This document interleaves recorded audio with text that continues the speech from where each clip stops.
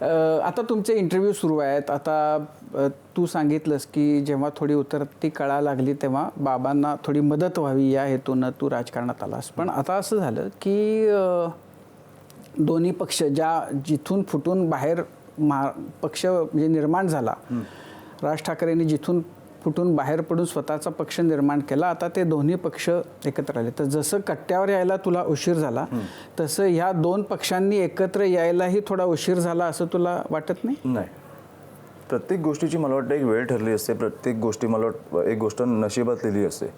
आणि मला पत्रकारांना मी काल पण विचारलं की 2009 म्हणजे जेव्हापासून हे आपलं महाराष्ट्र नवनिर्माण सेना आलं आणि शिवसेना हे दोन पक्ष वेगळे झाले तेव्हापासून 2009 पासून 12, 14, 17, 19, 24 ह्या 6 निवडणुकांमध्ये माझ्या वडिलांना आणि उद्धव साहेबांना विचारलं गेलं की दोन भाऊ एकत्र येऊ शकतात का? आता आल्यावर तुम्ही विचारता का आलात?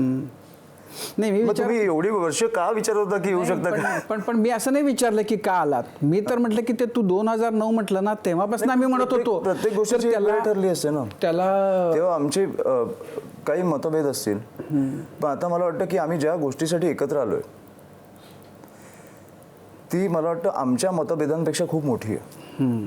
आणि मी ते सगळं बॅगेज सोडून आलोय. मी तरी मी माझं तुम्हाला सांगू शकतो, मी माझं सगळं जे झालंय ते मी बॅगेज सोडून आलोय. कारण शेवटी राजसाहेब आणि उद्धव साहेबांचा तो विषय होता. ते दोघं एकत्र आल्यामुळे मला वाटतं की मी ते मुलगा म्हणून पण आणि पुतण्या म्हणून पण आणि भाऊ म्हणून पण मला वाटतं की आम्ही एकत्र आलो पाहिजे. मी सगळं विसरलो कारण मी इमोशनल आहे.